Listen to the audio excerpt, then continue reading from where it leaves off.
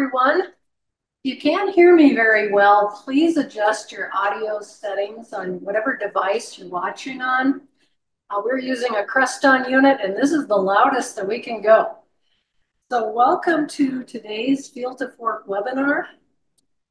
This is brought to you by NDSU Extension. My name is Julie Garden Robinson, and I'll be your host and also your speaker today. Our usual introducing guy is out in Williston, North Dakota, and he just told us that he saw a bison in a park. So good reason to check out Western North Dakota. I'd like to issue a special welcome to those of you who are coming to us from a watch party. So we are in the food lab at NDSU, just down the hall from my office. So in this year, we are celebrating a milestone. This is our 10th year of doing Field to Fork workshops. And by the end of this year, we will have about 100 or maybe a little more archived. And you can watch those anytime you'd like. They're very timely topics, even though some of them are a few years old. Next week, please join us, and Esther McGinnis will be talking about indoor lighting. Because of our large number of participants, we invite you to post your questions or comments in the chat box. So we're going to practice. I think a lot of you know the drill. Find the chat, and in the chat, not the Q&A, we're not going to use Q&A. In the chat, please type your city, state, or country, and what temperature in Fahrenheit is it right now?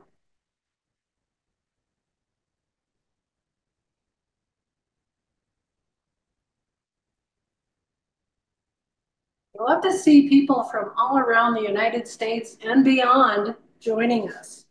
As you work on typing your city, state, and temp, I do have a special request. All of the materials that we've created are made possible in part with grant funding from the North Dakota Department of Agriculture through the USDA Agricultural Marketing Service. I am asking that each of you complete a very short survey. It's just a few questions.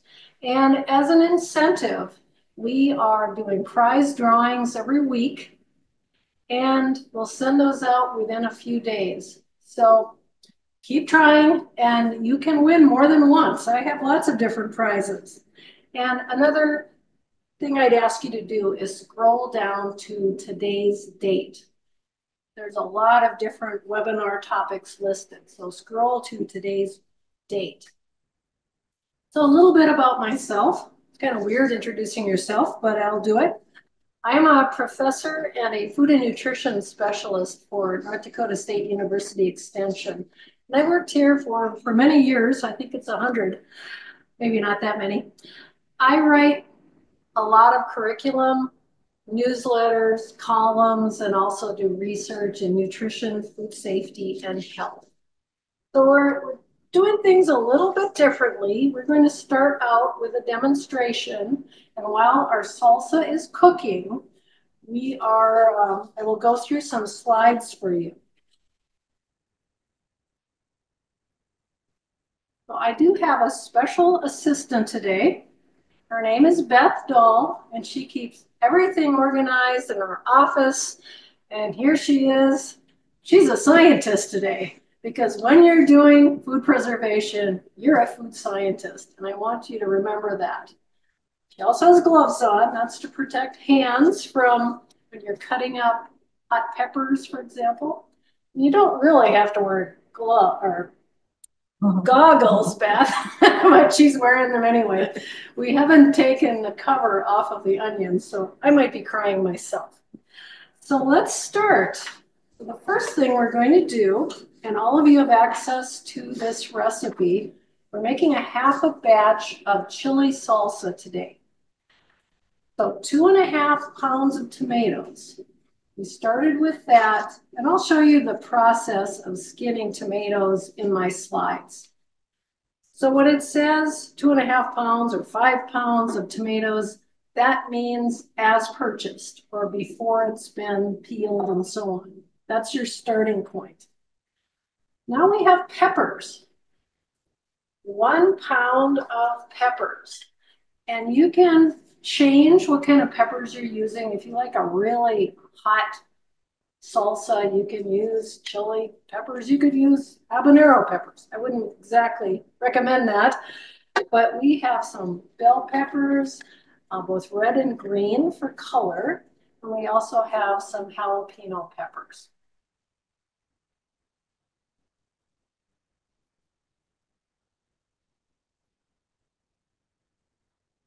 Next up, we have a 1/2 pound of chopped onions.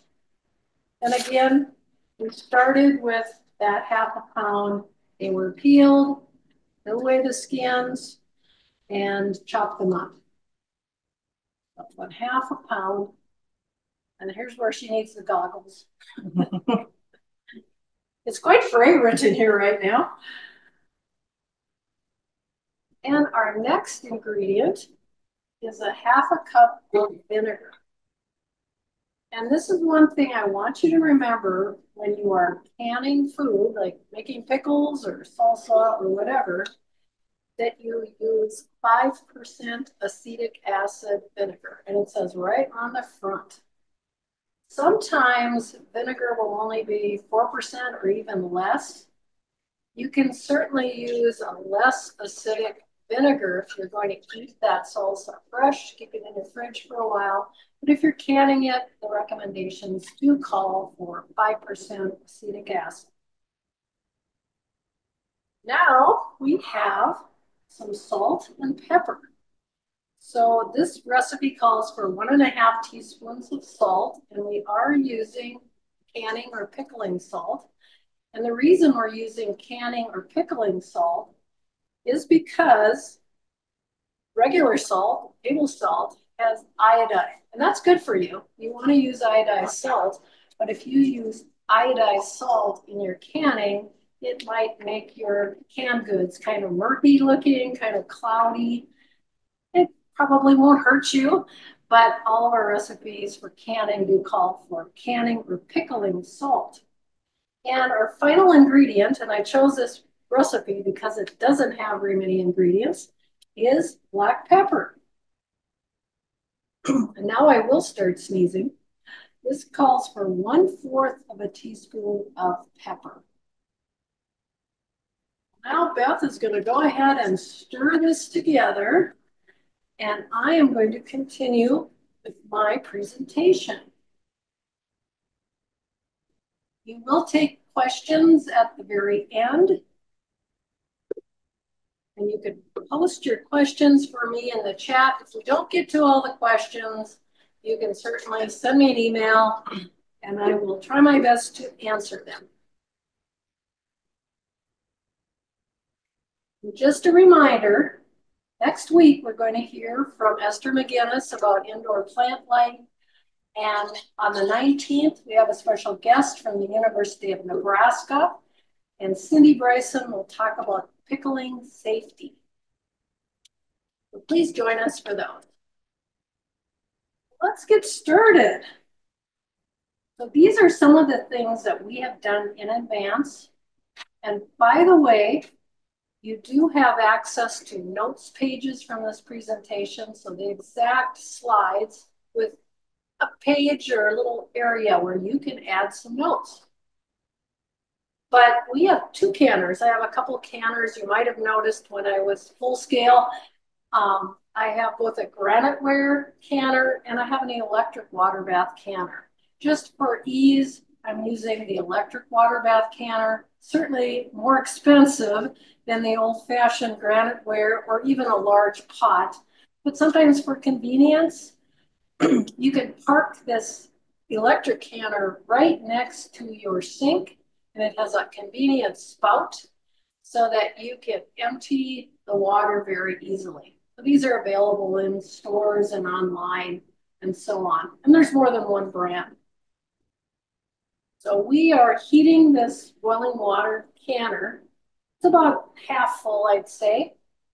And what we want to make sure is that we have enough water in our canner so the jars are covered by 1 or 2 inches of water. And once the temperature reaches 180 degrees Fahrenheit, then you can add your jars.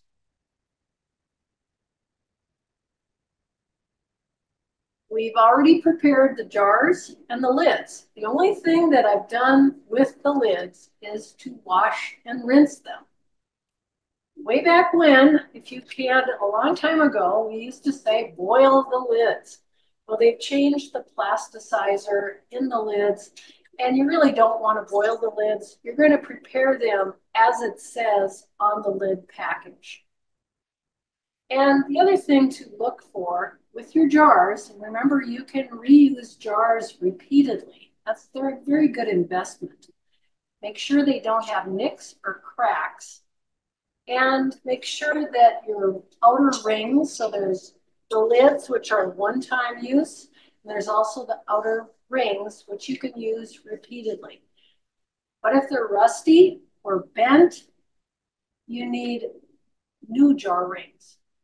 So one time for the lids, unless they're special lids, which don't always work to keep using them repeatedly. There are some brands, but we just use the standard.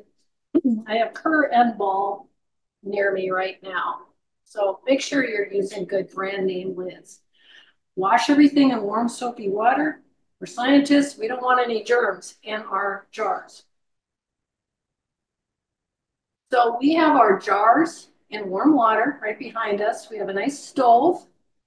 And as I mentioned, be sure to follow the directions from the lid manufacturer when you are preparing the lids. And in case you're canning a lot of food, it's a good idea to have an extra pot of water heating, just in case you need to add more to the canner when it's time to process the food. So just have an extra amount of water. So you heard our ingredients. These are the typical ingredients in salsa. Tomatoes, peppers of any kind. You can adjust your peppers, but keep the total amount the same. Onions, our 5% vinegar, our pickling or canning salt. Some recipes also contain cloves of garlic, some seasonings, and so on. But you want to find a recipe that you like and follow it. And I will add one note, because some of you probably buy packets like Mrs. Wages, maybe you're familiar with that. That's not a magic potion. You need to follow the directions on the package and don't add a whole bunch of extra onions or extra peppers because you like them. You need to follow the weights or measures that they give you. And if you want to make fruit-based salsa, I was just looking some of our existing resources up. We have a really tasty mango salsa, which was developed by the National Center for Home Food Preservation. We also have a cranberry salsa. So we have posted a lot of our salsa making guides. You want to make your own fresh to eat salsa, be as creative as you want. You're not a scientist then, you're a chef. So you can be very creative when you're doing that. So this is what Beth and company did ahead of time to prepare the tomatoes. And I know a lot of people love to grow tomatoes because they're pretty easy to grow most years, but you want to rinse them off. We don't use soap on produce. We're just going to rinse them well and then make an X-shaped slit, the base as shown in the picture, and then dip the tomatoes in boiling water for about a minute or until the skin split. And right after the skin split, this is like magic, have your cold water ready. You might have some ice cubes in it too to make sure it's cold. And these tomatoes will slip their skins. And at that point, take the skins off and then core them and then cut into pieces and measure the required amount. So it's a handy dandy way to do this. There aren't very many fruits and vegetables that will work that way. In fact, tomatoes are the main one that work like that with slipping their skins, other than maybe peaches will do that as well. Beth was wearing gloves because You can really burn your skin if you are handling peppers without protecting your hands. I've had people tell me, oh, my eyes were really itchy, so I rubbed my eyes. Don't do that. Peppers are very strong and irritating. So to prepare the peppers, you want to wash them again, rinse them in water, cut lengthwise. And if you want to get rid of some of that spiciness, that hot flavor, remove the stems and most, or if not all, of the white membranes. If you take out all the seeds in the membranes, it's going to be pretty bland. So you might want to leave a little bit, but the more seeds you remove, the milder the salsa. So you need to decide how spicy you want your salsa. And next up, with your handy gloves and a sharp knife, you're going to chop the peppers into small pieces and measure the amount that you need. Onions and garlic are next. We didn't have garlic in today's. And I do want to tell you something before I go on. We just finished creating some really nice garlic videos. So if you go to the Field to Fork website, and it's easy just to Google Field to Fork NDSU and go to resources, you can watch our garlic videos and learn all about how to use garlic and so on. But we do have peppers in today's salsa. So you remove the outer skins, wash it well, cut away tough stems, root ends, and keep in mind, if you don't want to cry during food preparation, keep that root end intact as long as you can, because a lot of that irritating substance, that natural chemical, is typically in that root end. So try to keep that hanging in there. Another thing you can do, if frying during onion preparation is an issue, you can refrigerate the onions, and that helps as well. So they have cut the onions into little pieces.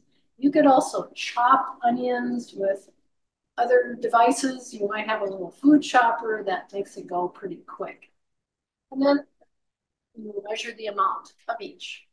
So now we're in this process right now, and it's smelling really nice. So I wish you were all here. You'd smell the delicious salsa cooking.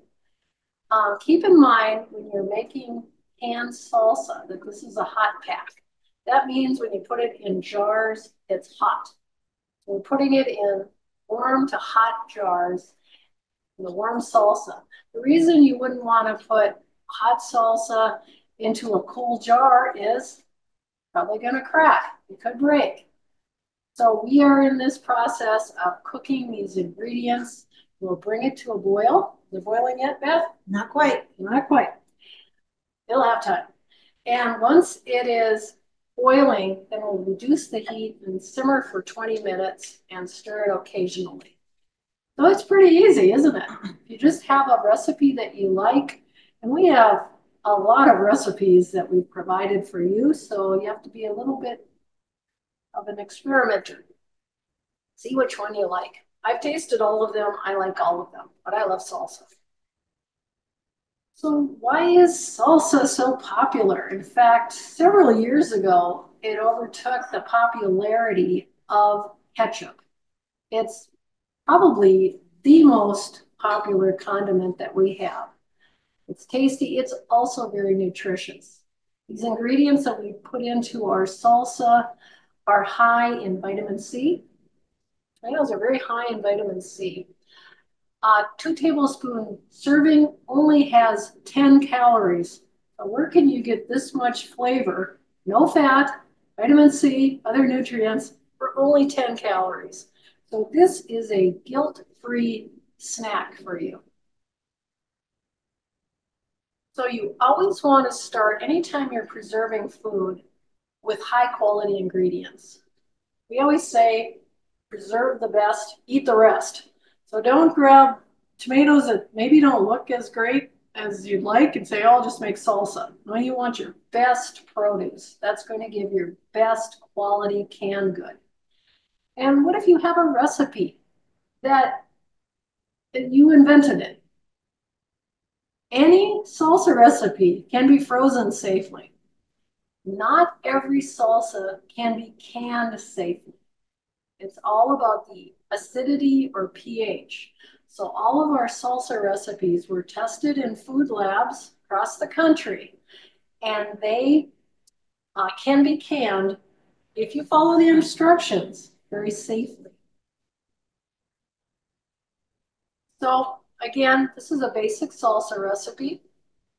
We don't have cilantro, but we do have spices. We have pepper in this one. And some salsas will contain lemon or lime juice. Lemon or lime juice should be bottled, not fresh lemon or lime juice, because fresh products will vary slightly or maybe substantially in the acidity of that product. So we use 5% vinegar, or some recipes we have call for bottled lemon juice or lime juice. Remember, we're a scientist. And there's a reason that we say all these things. Okay, so people often will say, well, is a tomato a fruit or a vegetable? Depends on who you ask. Botanically, tomatoes are fruits. They're the fruit of the plant. They have seeds. In my world of nutrition, we consider them vegetables. But I say eat more tomatoes because they're really good for us. The lycopene in them has been shown to reduce the risk of certain kinds of cancer, like prostate cancer, and even other forms of cancer.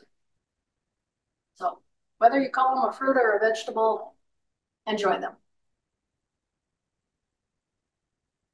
So tomatoes not only are very low in calories, as you could see from the salsa, they also provide vitamin C. And why do we need vitamin C? Have you ever cut yourself? Most of us have. Vitamin C helps our skin heal. And it's responsible for making collagen throughout our body. Tomatoes also provide potassium. And potassium is important for maintaining a healthy blood pressure level. Now, some people, maybe they have kidney issues, they may have to reduce their potassium. And I was just asked this question yesterday. I would say if you are on a potassium reduction type diet, that you need to talk to a dietitian, and they can help you determine how much of different foods are safe for you to eat, so you aren't endangering your kidneys. And I've mentioned lycopene. Lycopene is what's responsible for this orangey reddish color. Lycopene is actually in a family called the carotenoids. And if that sounds familiar, you've all probably had carrots. It's in that same family, but lycopene is actually red, kind of a rosy reddish orange color. And again, very healthy for you.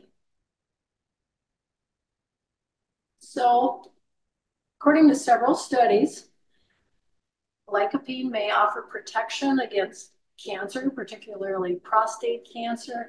And the other thing to remember is that lycopene is more readily absorbed from cooked and processed tomatoes. So if you make your canned tomatoes, that lycopene is going to be better absorbed than it would if you just ate them fresh. But I'm not saying don't eat any fresh tomatoes. I just want you to be aware that this pigment likes to be with a little bit of fat and also heated in some way prior to you using it in your recipe.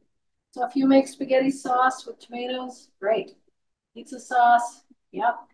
We are cooking the tomatoes right now to make salsa.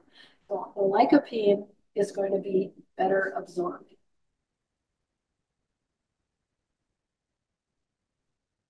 So the type of tomato will affect the quality and also the texture of the salsa.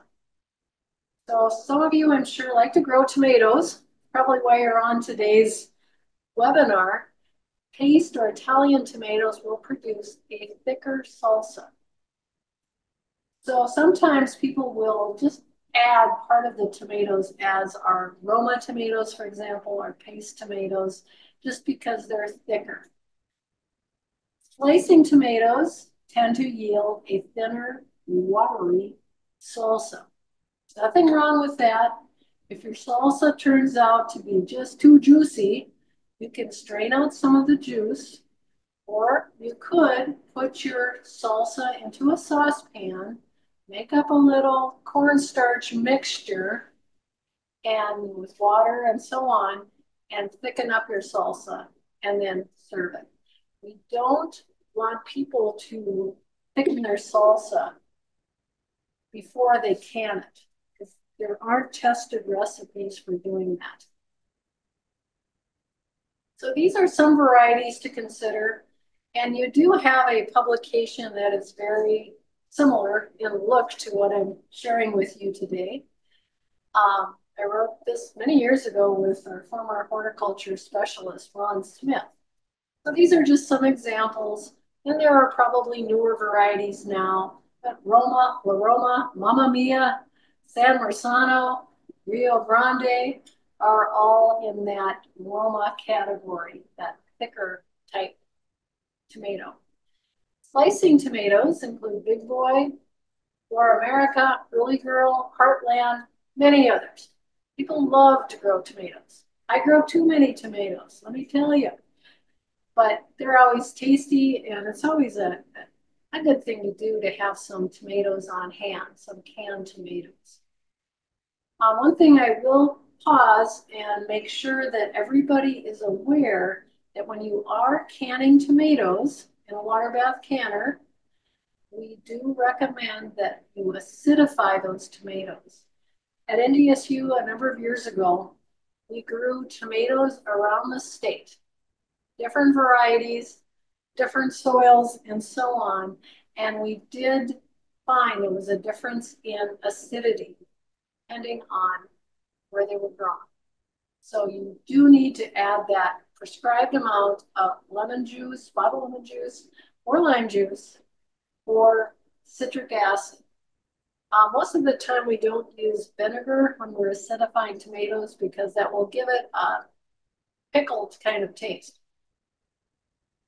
So what do we know about tomatoes? And I'm not your fruit specialist, despite my last name being Garden, but one thing I want you to know is that when you're planting tomatoes, they do require full sunlight, a consistent water supply.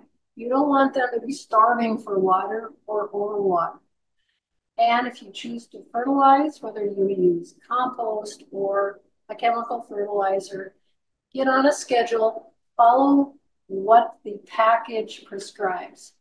We do have more information about the horticulture aspects of tomatoes on our Tomatoes from Garden to Table. So why are some years better than others? Sometimes the temperatures are just too low. Maybe the soil temperature is not warm enough, they won't grow very well. Or if the nitrogen's too high, or if you don't have enough sunlight. So there are lots of reasons for poor or non-bearing fruits on your tomato plant. You can certainly check in with your local extension office. They'll have more resources and they have people to answer questions. We do have Fort people all across North Dakota. And if you're coming from other states, you have horticulture specialists in your state as well.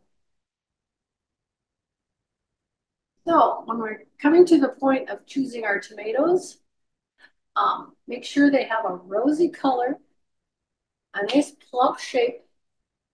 We don't want blemishes on the skin. They should be slightly soft to the touch. You don't want them rotten, okay? You don't want them mushy. You do want a nice, fresh tomato. And you do not want to use overripe tomatoes or tomatoes from frost-killed vines. So when we get to the point where our tomatoes have grown and we have a beautiful crop and frost is forecasted, you want to get them off the vine before the vines freeze. Why is that? Because the acidity may be affected. So you could still eat those tomatoes, you could cook with them, but we can't guarantee that they will be safe. So on this slide, you also see some equivalents. A bushel of fresh tomatoes is about 53 pounds. That's about 18 quarts of canned tomatoes. And 2.5 to 3 pounds of fresh tomatoes equals about a quart of canned tomatoes.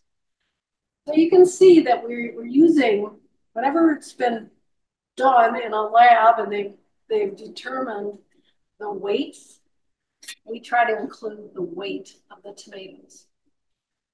If you don't have a scale, ask for a birthday gift and get a scale. That's how you are a real scientist when it comes to canning. And they're not terribly expensive. Now let's talk a little bit about peppers. Peppers are an excellent source of vitamin C. In fact, they're one of the best sources that we have. Red peppers are probably the best source of vitamin C. And a lot of peppers start out green, and as they ripen, they turn red. Other kinds of peppers, say yellow peppers, they're yellow the whole time. Now, what is it in peppers that gives them their heat? It's a natural chemical called capsaicin, and actually that's good for you too. Capsaicin may reduce risk for certain kinds of cancer. So having a little spice in your life is probably a good thing, especially in the form of peppers. So how long does it take to grow peppers? Probably longer than what you'd like. It takes 9 to 10 weeks from seed to planting, and they require heat and also water stability, and they will mature in about 75 days. So many people, for that reason, choose to buy small plants, and they plant the pepper plants. But now, if you watch Don Kinsler's presentation, he talked all about seed starting. So if you want to go back and review that, he had some great tips. Now would be the time to start seeds. And you can grow them in various containers in your house. Make sure you have light and water. You have to take care of these little plantlings or they won't survive. So when it's time to choose peppers, you want them to be fresh, firm, thick-fleshed, free of disease, and also know that they vary widely in taste and hotness.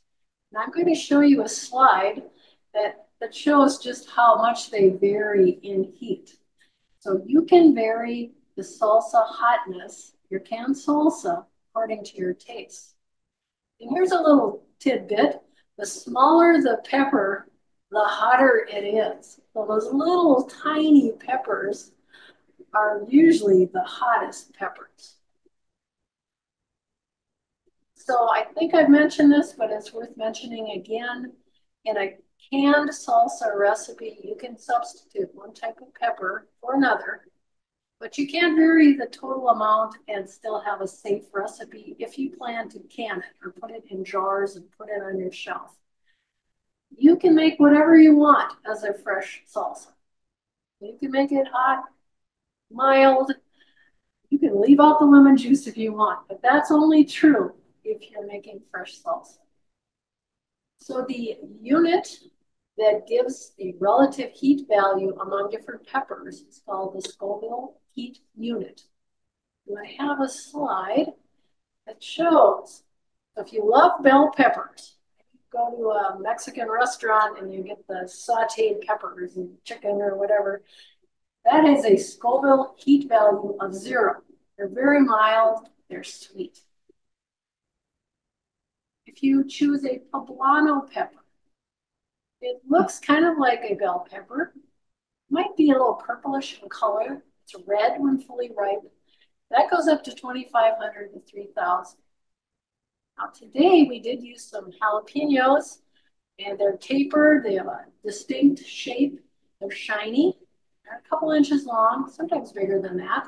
They're very pungent. Up to 5,000 Scoville heat units. Now we have serranos, 5,000 to 15,000. You can see they're getting hotter. And I know some people out on this call are probably like, yeah, give me some serranos. But they have a sweet, acidic, fruity, almost citrus-like taste. Then we have cayenne pepper. These are used as the basis of dried cayenne pepper, which you might have in your cupboard to add as a spice. They're long, curved, kind of slim, dark green or red, and they go up to 50,000 Scoville heat units. We have Thai peppers, 50,000 to 100,000. It's a lingering heat. So you take a bite of this, you're going to taste it for a while. And habaneros, up to 300,000. I'm not sure the poor grad students or whoever it was that had to decide what Scoville heat unit it was. But initially, when they did this, it was based on taste. And they'd have water and they'd add certain amounts of these to that water. So really vary. We have ghost peppers. We have lots of other kinds of peppers. But these are the type that we see most often that people are using. So talked about this earlier. Wear gloves, wear rubber gloves, latex gloves, and wash your hands thoroughly after you take off those gloves. And actually wash your hands before you put gloves on. Just a good thing to do. And always wash them before peeling and chopping. So here are a couple methods that you can do to peel peppers. You can put them in the oven or under a broiler, kind of blister them if you want to peel them, or you can do this on a range top. When cooled, that's the point where you can peel, discard seeds, and chop peppers. Beth, did you do any of these, or did we just chop them up? We just chopped them up. Okay. We did take the seeds out. Yeah, they took the seeds out and chopped them up. So here are the approximate equivalents. A medium bell pepper is about a cup chopped. A large bell pepper is a couple cups. And a medium jalapeno is about a quarter cup, depending on the size. So you don't necessarily have to blister them and peel them. You can simply wash them, rinse under water, and then chop them up. We'll be learning a lot more about the allium family from a future speaker, but onions and garlic are in the allium family. And onions and garlic are really good for you too. They're high in sulfur compounds. They also contain the mineral selenium. And that is particularly good because it is an antioxidant. It may help prevent cancer. And there are other antioxidants that are found in onions and garlic. So why are they so great? Because they may stimulate our immune system, they may inhibit cancer growth, and maybe even decrease blood cholesterol. But if you watch those late night advertisements, I don't know if they're on so much anymore, but they used to have different garlic preparations. Do those really work? Jury's out on that. I would say go with the actual garlic or onions if you want health benefits.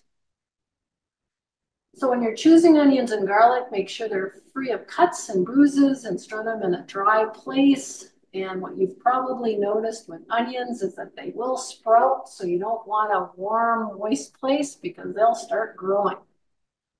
And avoid garlic heads with green growth. And again, cool, dark places best. And we do have how to preserve, how to freeze almost everything. We have a food freezing guide, and you can learn more about freezing any of these items I've been talking about. So if you are a super taster, that means that cilantro may taste kind of like soap to you. Cilantro is not appealing to all people, especially those that have, I'm not sure if it's a certain genetic background, but it may taste really unusual. But cilantro, you have to watch out if you're growing it in your garden because it will bolt. It will go to seed really quickly. So what you can do is pick the cilantro, put it in a container with water covering the roots, wrap the leaves loosely, and refrigerate. And it should last at least a week at that point.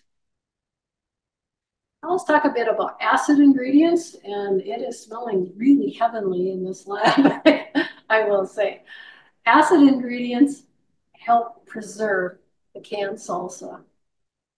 And as I mentioned earlier, extra acid is needed when canning tomatoes. We have developed a taste for less acidic tomatoes. So the tomatoes aren't quite as acidic as they used to be. And that means that we need to add bottled lemon or lime juice, or in some cases, vinegar. But you have to add the amount that is recommended for your amount of tomatoes, for example. So here's a little tip. So remember this, lemon or lime juice can be substituted for vinegar. So if you have a recipe and it calls for vinegar, you can use lemon or lime juice bottled, but you can't put vinegar in as a substitute for lemon or lime juice. Vinegar isn't as acidifying. So lemon or lime juice is your best acidulant. If you really like that fresh taste of lemon or lime juice, you can certainly use that in fresh salsa recipes, but not in canning. So as I mentioned, I think if you're using a recipe that hasn't been research tested, serve it fresh, store it in the refrigerator, use it within a couple of weeks. If it happens to mold, unfortunately, throw it away. Or you can always freeze in freezer safe containers or freezer bags. Those are both safe ways to do it. And the nice thing when you're freezing foods, if you freeze them flat, say you put the mixture in a freezer bag, seal it, flatten it, lay it on a cookie sheet. You can stack those up like books, and that will store really nicely in your freezer. So this part we're going to do right after I finish up is we're going to fill the jars, but I want to talk with you a little bit about the process. You want to use clean, hot canning jars with your hot salsa. Remember, we don't want to break the jars. Use a ladle and a jar filler. You can see that little plastic jar filler. Try to avoid getting the salsa on the sealing surface. You always want to wipe off the edge of the jar and look at what the headspace requirement is for your recipe. A lot of the ones for salsa say a half an inch. And when we come back live, I'll show you a quick trick on how you know how much is a half an inch. So once you have your salsa in the jar, you're going to remove the air bubbles and adjust the headspace. That means maybe you have to add a little bit more salsa or you have to take some out. Use a plastic knife or a plastic spatula. Sometimes if you use a metal knife or a metal spatula, that can lead to some discoloration. So take out the air bubbles, and then you're going to wipe the rims with a damp, clean paper towel and put the lids on. Now remember to use these lids one time. And if the manufacturer says, hey, you need to heat these lids, then you do that. Most of them now do not require a heating process. And then you put the lids on the jars, and you can see in the center picture, they have a magnetic wand. That's a nice way to just pick up those lids. And here's another thing I'd really like you to remember, because I get a lot of questions about this. Why didn't my jar seal? My husband tightened them for me. Well, you don't want someone really, really strong to tighten your ring bands over the lids. You just want fingertip tight. So hold up your hand and look at your thumb and your ring finger on whatever your dominant hand is. Those are the two fingers to use. And you just want it snug, fingertip tight, but you don't want somebody who's really, really strong to tighten those lids because it might actually cause the lids to not seal. It could actually warp the lids. So in our canner, and I think we should be about ready over here, the temperature should be about 180 degrees. That means simmering. We'll be adding the jars to the canner using a jar lifter, and you can see that in the picture. Now on jar lifters, you can't see it in this picture, but there's a rubberized end, and there's also usually a black end. Pick up the jars with the rubberized end because that will grip them really well. Then you'll add the jars to the canner. You don't want to tilt the jars. You just want to put them in upright. We're only making 2 jars today, so it will be pretty easy. And you can see in the second picture that they have put in some empty jars of water. And these pictures, by the way, are from the National Center for Home Food Preservation. So we thank them for doing all this photography. But that will just help your product turn out. Make sure the water's 1 or 2 inches over the jars. Put the lid on the canner. That will keep the heat in. Turn it up to high and bring it to a full boil. After the water starts boiling, that's when you time it. So if it's a 20-minute process or 25 or whatever it happens to be, you don't time it until the water is boiling. Okay, hopefully everything is going well and it's time to take the jars from the canner. One thing we don't have are some towels. You want to grab some towels? After the processing, turn off the burner or turn off if you have electric canner. Be careful when you lift the lid. You want to hold it away from you because it can be very steamy. You could burn yourself. And let the jar stay in the canner for about 5 minutes. Let them sit there and equilibrate a little bit. And then you lift them out and set them on a thick, clean towel, or you could use a plastic or wooden cutting board. I'm right in front of a quartz countertop, which is pretty cold. I think if we set jars on these, we might hear some cracking going on. So we always want to have that item between us and the cold counter. And then cool the jars, let them sit undisturbed for 12 to 24 hours. And if all went well with your canning, you're going to hear the delightful sound of a little ping. And that means that the lid is curved downward and it will have a clear ringing sound when it's tapped. But never touch the lids until this 12 to 24 hours has passed. So what we'll do is leave them in the lab here overnight. We'll come back in the morning and then we will test the jars. So storing them, this one always throws people for a loop. We do recommend that once they're all sealed and cooled and so on, take off the ring bands. Don't store them with the ring bands on them. Even if your mom or grandma did that, I'm giving you permission, take off the ring bands. And the reason is sometimes that can give, that can hold that lid in place. So you don't know if the seal has broken. So the seal should be nice and tight and it's not going to pop off unless there's something wrong with what happened. Wipe the lid, wipe the threads of the jars, rinse dry and label the jars with the date and the contents, and then store the jars without the ring bands in a cool, dark place. If jars didn't seal, put them in the refrigerator. Best practice is to go ahead and eat that fresh. For many years, we've said to just reprocess within 24 hours. Now they're kind of working on that recommendation.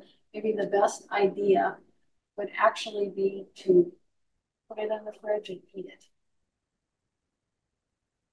So 1 year for best quality. It's going to be safe longer.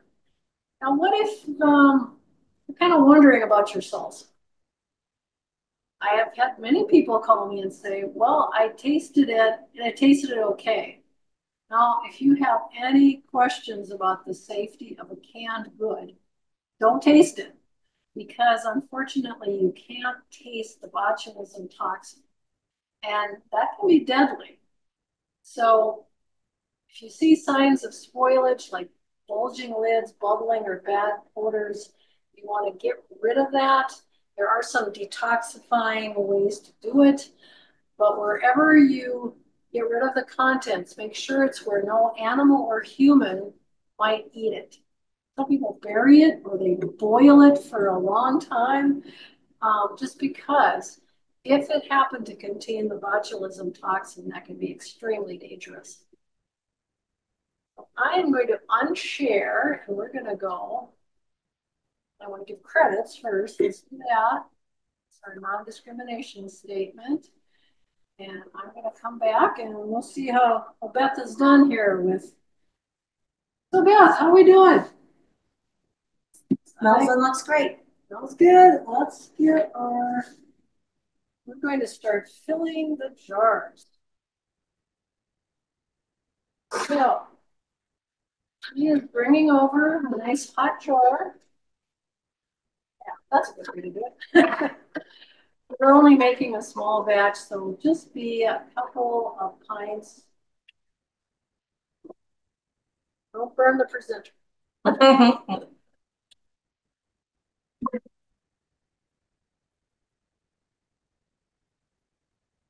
And as you know, probably with jars, like pint jars, you can buy wide mouth or narrow mouth. We only had narrow mouth available right now. If I were to make this at home, I would buy the wide mouth. And we have a little jar filler. So she's going to use a ladle and she's going to fill these jars to about half an inch from the top. I promised I would talk a little bit about some tricks with jars. Mason jars are pretty ingenious. So if you can, probably can't see this very well, but it has some bands around the top of glass. The biggest area is an inch. Next up is a half an inch. And the little area at the top is a quarter inch. So that's just a handy dandy way to determine if you have the right headspace. I also have this little tool that came with a canning kit, and you can determine how many fractions of an inch that you have.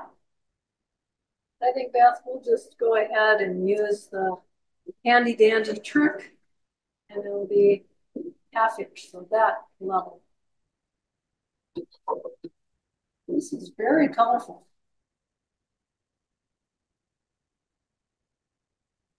Scraper? Oh, you can have a scraper. Does that do the side for the bubbles? You can use that bottom end as your scraper. So she's getting rid of the bubbles now. We're going to run this plastic scraper around and make sure that you'll see some bubbles floating up to the top.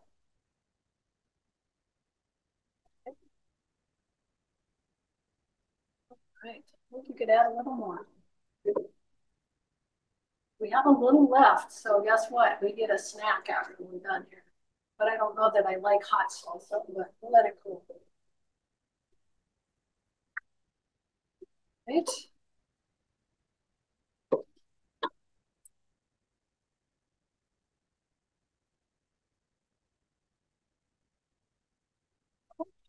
We're going to wipe off the threads on the jar and wipe off the top.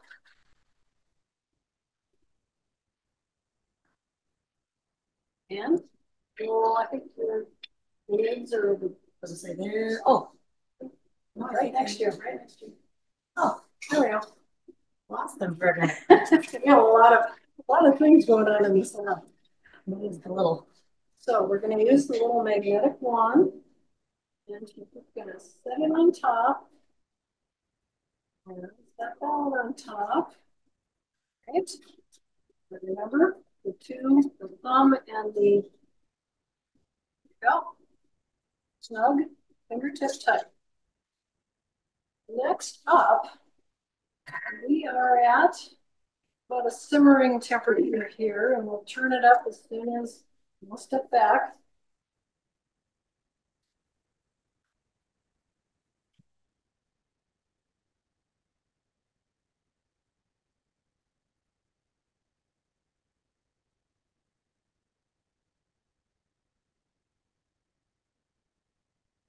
Don't want our jars to tip over. I think they'll be okay. That and that. So what we could do is actually fill up a few more jars and put those in place. I'm gonna go ahead and turn this up. I'm gonna turn it on. There we go. So now we're going to wait till this boils. So that will be after the course of our webinar. And how many minutes? Well, we are at a very low altitude, so it's only 15 minutes of boiling. If we were over 1,000 feet, it would be 20 minutes. So we'll let that cook. And now, Ada, if you want to ask any questions that showed up during the time. All right, and yes, you have quite a few questions, Julie. So here's the first one, and some of these you maybe already answered in the presentation, but we can review a little bit as well. So in the recipe, did you use yellow or sweet onions? It was yellow. Yellow onions. And you could use any onion. They're about the same in acidity. All right, we have another question here that says, can we use thawed frozen tomatoes and peppers? Yes, you can. That freezing process, if you've picked it and it wasn't on frozen vines, you can go ahead and freeze your tomatoes and process them later when you have time. Okay. Someone says too about how we showed how to peel tomatoes. It says, this way that you showed how to peel tomatoes never works for me. What am I doing wrong? I don't know. Let's say make sure that the water is boiling really well and that the water, and you have your big X on it. And then you're going to make sure you have very, very cold ice water that you plunge it into. And sometimes, depending on the season and different things, you might find that you have to kind of peel it by hand. But if they're nice ripe tomatoes and you've had a really good growing season, I've had a lot of luck with peeling them this way. So try it again, keep trying. Okay. Someone asks about more about onions. Can you decrease the amount of onions in this recipe, or will that cause problems? Um, you should be able to decrease the amount of onions in this recipe, but not increase them. Because onions are a low acid ingredient, peppers are a low acid ingredient, tomatoes are kind of on a borderline. So we want to try to keep a kind of an equivalency. If you don't like so many onions, like in this recipe, there's quite a bit of onions. Check out one of our other tested salsa recipes. So as I said at the start, you're a scientist when you're doing this. And this is all about pH. This is all about acidity. Okay. We also have a question about using roasted ingredients. They say, do you know of an approved recipe for canning that uses roasted tomatoes, peppers, and onions? I've not found one, so I always freeze my roasted tomato salsa instead. I have had this question before about roasted vegetables. I am not aware of a tested recipe, so I think if you're freezing them, you're doing the right thing. Mm. Some of the best resources, you can go to a university website. You can go to the USDA or the National Center for Home Food Preservation. Those are all good resources. Sometimes we don't have all the answers, so you're always safe freezing. All right. Do we have time here for a few more questions or one more question? Can answer a couple more. Okay. Someone asks, how many pint jars of salsa did this recipe make? This recipe, we halved it. So it usually makes 5 pints, and we technically made 2.5 pints. So we only made 2 pints, and we have a little left over for a snack. So this is a 5 pinter. All right. I think we answered this one before, but what is the best type of tomato to use for salsa? Um, so whatever tomatoes that you like, and just keep in mind that Roma will give a thicker, heartier salsa. Slicing tomatoes will be a watery salsa. So I've used lots of different types of tomatoes, and they they turn out okay, but sometimes you have to strain out some of the juice if you like a thicker salsa, and if you used, a slicing tomato. So Okay. these are safe to use whatever tomatoes you have as long as you follow the acidification.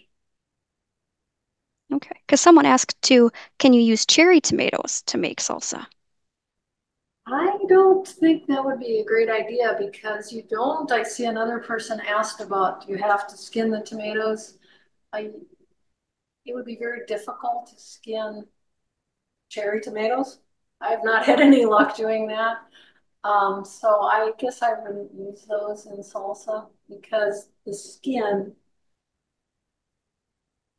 could make it difficult with the process.